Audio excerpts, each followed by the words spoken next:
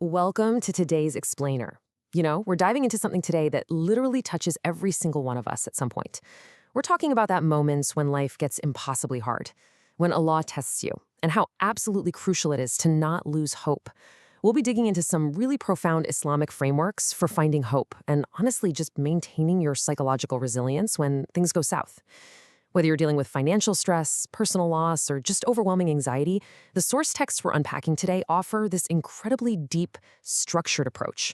It's not just about barely surviving your hardships, it's about actually transforming them into some serious spiritual strength. So here's our quick roadmap for today. We're going to cover the purpose of life's trials, how Sabr acts as your spiritual armor, trusting the divine plan, finding peace through it to hajjid, and finally, the ultimate reward of patience.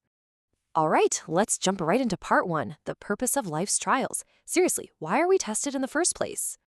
Okay, so there's this really common misconception out there, and you've probably heard it, that a life of faith somehow guarantees a life without pain. But wow, the texts tell a completely different story about how human existence is actually designed. Like, why does Allah test us with fear or loss or financial ruin? It's the ultimate question, right?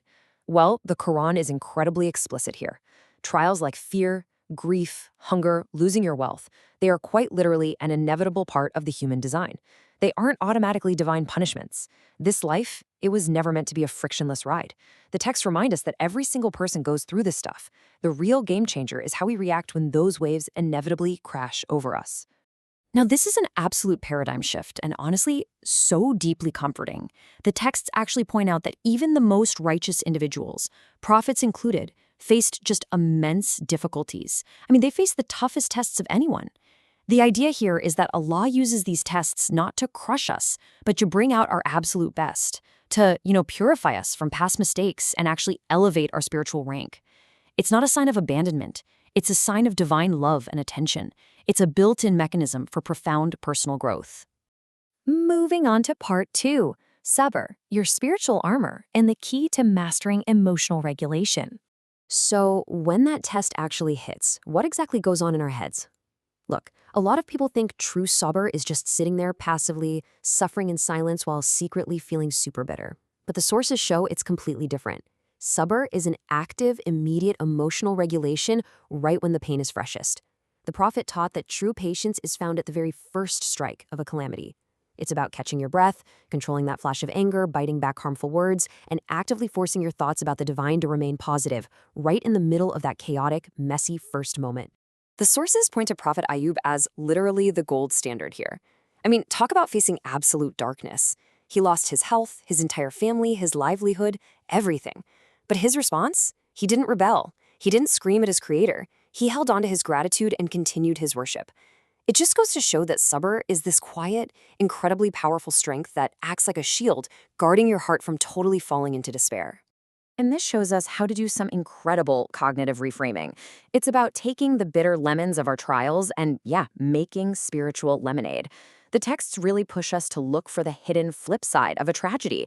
Like if someone hands you a venomous snake, you obviously don't keep the venom, but hey, you can keep the precious skin. It's realizing that pure, unadulterated evil rarely exists in any situation. With the right mindset, what ruins an unskilled person actually becomes a massive opportunity for a wise one. Which brings us to part three, tawakkul. Trusting the divine plan and how this bridges faith and psychology. Because, let's be honest, once you regulate that initial shock with Sabr, you still have to figure out how to carry the massive weight of uncertainty day after day. This is where tawakkul comes in. By practicing it, the texts say we're essentially taking that crushing boulder of anxiety off our own shoulders and handing it over to the best of planners. Think about it. Anxiety almost always spikes when we feel like every single thing depends on us.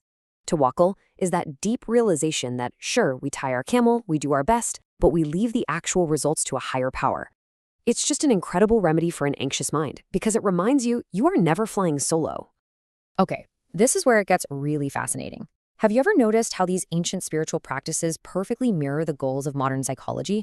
Take cognitive behavioral therapy, or CBT. It's all about reframing your thoughts and regulating emotions to drop your stress levels. In the exact same way, the concepts of tawakkul and sabr give us a spiritual framework to hit those exact same milestones: acceptance, real resilience, and a profound sense of peace, even when tomorrow is a complete question mark. And right alongside patience is shukr, or gratitude. It's kind of like the other half of the faith equation, and it lines up so perfectly with positive psychology. Even when you are deep in the trenches of financial loss or grief, the texts remind us to look for the spark, whether it's your health, your family, or simply the ability to pray. This intentional, stubborn shift from focusing on what's missing to what you still have, it actually turns what you have into enough. Then there's tazkiyah. Think of it as an active spiritual detox. The texts highlight this soul purification as a super vital pathway to emotional resilience. By actively scrubbing our hearts clean of stuff like jealousy, unchecked anger, and ego, we're building a fortress internally. So when the outside world completely loses its mind, a purified, self-disciplined soul is just way less likely to crack under the pressure. All right, part 4, finding peace through tahajjud. Let's get highly practical. So when you're feeling completely overwhelmed, what's the actual action plan? Well, look at this powerful supplication from Prophet Yunus. He recited this while literally trapped in the belly of a whale. It's presented in the texts as the ultimate formula for conquering massive anxiety. Just imagine the absolute darkness, the isolation, the 0% control he had in that moment. But he didn't panic.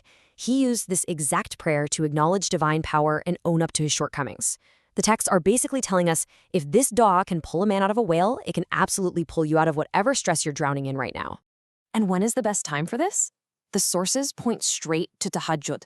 Waking up in the last third of the night is described as the absolute most potent time to speak openly and honestly to Allah. The whole world is asleep, your phone isn't buzzing, all the distractions are just gone. It's this deeply intimate, quiet time where you can just lay all your fears and vulnerabilities completely out on the table. And check out how actionable this is. These are small, consistent steps you can literally start tonight to bridge spiritual devotion with physical grounding. It's not just murmuring words. It's about combining authentic du'as with physical calmness, like literally taking slow, deep breaths and building a routine. Honestly, just adding 2 units of prayer in the quiet of the night can become an absolute game changer for your mental health. Finally, part 5, the ultimate reward of patience. Let's look at the light at the end of the tunnel. So why go through all this effort? Why fight so hard to stay patient and keep trusting? Well, the payout is frankly off the charts. The texts promise that the reward for facing life's brutal tests with faith is literally beyond measure. I mean, most rewards in this world are strictly calculated, right? But the reward for the truly patient, the ones who say, to Allah we belong and to Him is our return, when things get incredibly tough, it's given without account. It's a 3-fold guarantee straight from the Creator: infinite blessings, unending mercy, and spiritual guidance. And there's this amazing concept called ma'iyya, which means a special, highly protective companionship from the divine for those who stand their ground. This isn't just the basic idea that God sees everything. No, this is an elevated, specific companionship. It means when you are practicing that beautiful patience, you are never, ever suffering alone. You have the active support of the divine right there in the trenches with you. And we can't forget this absolute promise from the texts: your current situation is temporary. But pay close attention to the phrasing here. It doesn't say relief comes after the hardship. It says with hardship, there is relief. It's this powerful reminder that the very trial you are sweating through right now already carries the seeds of its own resolution. So as you're navigating your own tests right now, just remember, your story of triumph is still being written. True healing usually kicks in the exact second you decide, I am not going to lose hope. One of the sources makes this brilliant comparison. Life is like a book. Some chapters are going to be absolute tragedies, and others are going to be triumphant. But the only way to fail is to stop reading on a really tough page. So knowing that a better chapter is waiting for you, do you have the spiritual courage to keep turning the pages?